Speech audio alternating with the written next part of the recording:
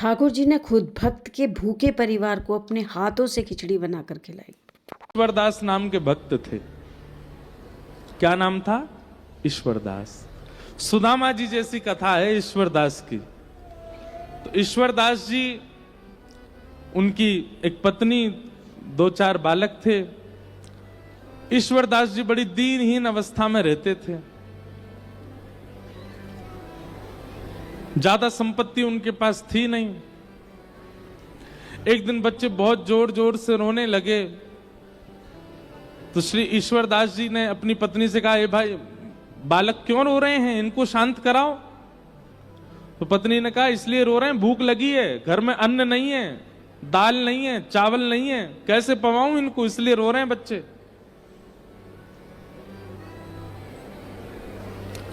ईश्वरदास जी ने तुरंत अपने बालकों को गोद में लिटाया और कढ़ाई चढ़ा दी, उसमें जल डाल दिया और ऐसी कुछ सामग्री डाल करके बच्चों को बोले, देखो दाल पक रही है, खाने को मिलेगी, तब तक चलो हरि नाम सुनो। डाल करके बच्चों को बोले, देखो दाल पक रही है, खाने को मिलेगी, तब तक चलो हरि नाम सुनो। बालकों को हरि नाम, हरि कथा सुनाते सुनाते सुनाते सुला दिया। ठाकुर जी से देखा नहीं गया।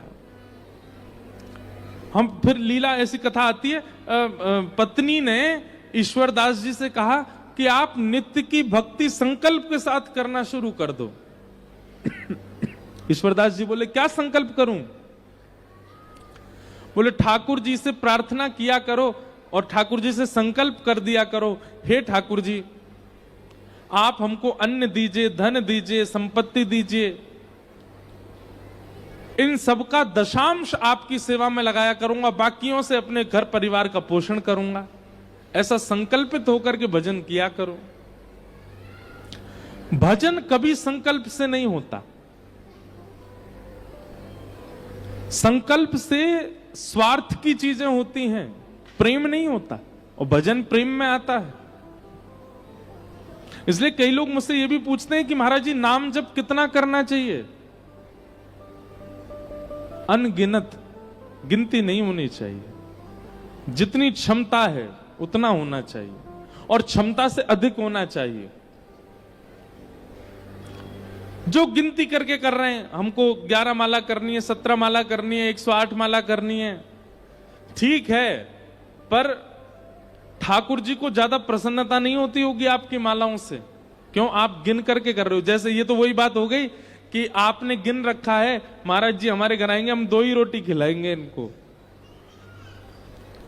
महाराज जी पहली रोटी, दूसरी रोटी। अब महाराज जी बेचारे भूखे बैठे हैं, आप 2 रोटी खिलाने के बाद हाथ पे हाथ धर के बैठ गए। अब महाराज जी आपको देख रहे हैं, भूख लगी है, कुछ दो की क्षमता है हमारी, इतना ही पाइए बस। अगली बार से क्या होगा, आपके यहां आऊंगा ही नहीं खाने। बोले, भाई 2 ही खिलाता है, भूख ज्यादा लगी हो तो। ठीक वैसे ही ठाकुर जी भी देख लेते हैं, भाई इसकी गिनती है तो 5 माला करनी है, 11 माला करनी है, 108, और ठाकुर जी की इच्छा 200 की हो तो आप 108 के बाद, और 108 ये गिनती से करने वाले लोगों की माला पता कैसे होती है? वो जल्दी जल्दी और करते हैं, इतनी जल्दी करते हैं कि जल्दी से हमारी काउंटिंग पूरी हो। इसका कोई लाभ नहीं है। अनगिनत होनी चाहिए। और एक और बात, क्षमा प्रार्थी है। अगर आपके गुरु ने आज्ञा की है कि इतनी माला करनी है तो उतनी माला करो, गुरु को आज्ञा मान करके। उसके बाद आप अपनी क्षमता से करो। जैसे गुरु जी ने आज्ञा दी है कि 11 माला करनी है, तो पहले आज्ञा का निर्वहन करो, 11 माला कर दो। 11 माला हो जाने के बाद फिर माथे से माला लगा करके अब अपनी क्षमता से करो, कितनी कर सकते हो।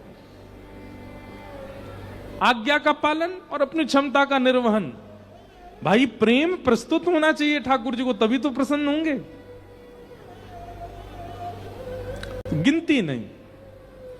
संकल्प से भजन नहीं होता, अनुष्ठान होता है। तो ईश्वरदास जी संकल्प नहीं कर रहे थे। पत्नी से कहा, बोले अन्न रोटी मांगूंगा भगवान से भजन करके।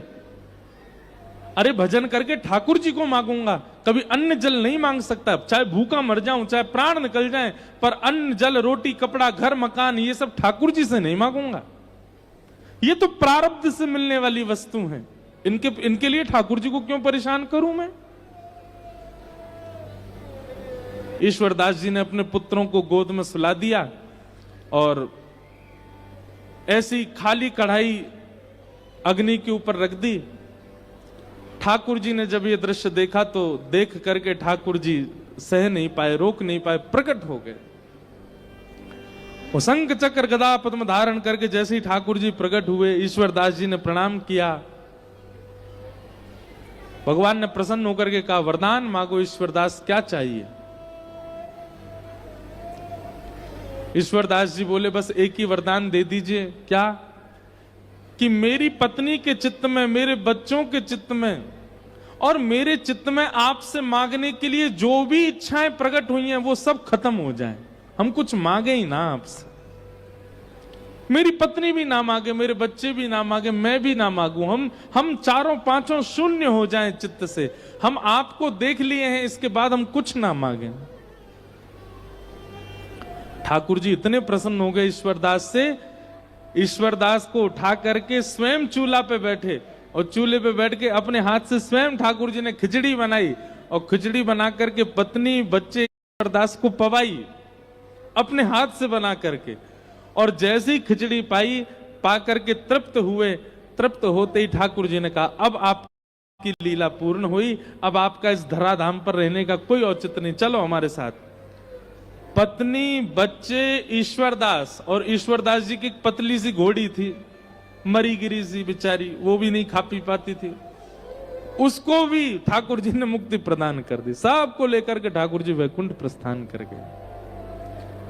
इसे कहते हैं प्रेम। जहां इच्छा नहीं, इच्छा की गंध भी नहीं है, उसको कहते हैं प्रेम। हमारी बात बहुत सावधानी से सुनिएगा, चाहे मानव के प्रति हो, चाहे ठाकुर जी के प्रति हो, प्रेम यदि इच्छाओं से भरा हुआ है वो प्रेम नहीं है। कहां तक कहें, दर्शन की भी इच्छा, यह भी एक स्वार्थ है, यह भी प्रेम नहीं है। कोई इच्छा नहीं होती, कोई इच्छा नहीं,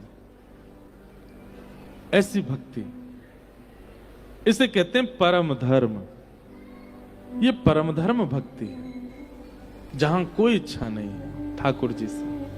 आज ही जाकर के घर पे कह दीजिए, नाथ अब से मेरी सारी इच्छाएं समाप्त, अब आप जैसे चाहोगे वैसा मेरा जीवन हो। अगले क्षण ही अनुभव होगा आपको, कोई इच्छा आपकी नहीं है। घर में जो बन जाएगा उसको ठाकुर जी की इच्छा मान के पा लीजिए। हाँ, बस गंदा गलत ना बना हो, बस ये ध्यान रखना, शुद्ध पवित्र हो। अगले दिन क्या करना है क्या नहीं करना है, आप अपने कर्तव्यों का निर्वहन तो करोगे, स्नान करना है, जॉब करते हो जॉब पे जाना है, पर उनमें जो विशेष इच्छा, एक्स्ट्रा ऑर्डिनरी इच्छाएं जो आपकी होती हैं, चाहे वो धन के प्रति हो, चाहे आपकी सैलरी के प्रति हो, चाहे किसी से मित्रता के प्रति हो, किसी के साथ घूमने के प्रति हो, किसी से संबंध के प्रति हो, ये सारी एक्स्ट्रा इच्छाएं जो होती हैं सब समाप्त। सब वो स्वीकार करेंगे जो ठाकुर जी चाहेंगे। ठाकुर जी चाहेंगे तो हमको सैलरी एक्स्ट्रा मिलेगी, ठाकुर जी चाहेंगे तो उससे मित्रता होगी, ठाकुर जी चाहेंगे तो वहां प्रसाद पाएंगे, ठाकुर जी चाहेंगे तो ऐसा पहनेंगे। अपनी कोई इच्छा नहीं, अपना केवल सीधा सीधा कर्तव्यों का निर्वहन करना है। एक्स्ट्रा की जो इच्छाएं होती हैं, जिससे आपको मान, यश, प्रसन्नता, अत्यंत आनंद की अनुभूति होती, उन सब के प्रति विराम, अपनी तरफ से इच्छा प्रकट नहीं करनी। ठाकुर जी जैसा चाहेंगे वैसा हो। एक बार करके देखिए। लेकिन हम पहले ही एक चीज के लिए सावधान कर दें, रोलर कोस्टर जानते हैं? एक झूला होता है, वो कैसा होता है? हमारे भारत में तो एक झूला ऐसा होता है, एक झूला ऐसा होता है, वो आगे पीछे जाता है।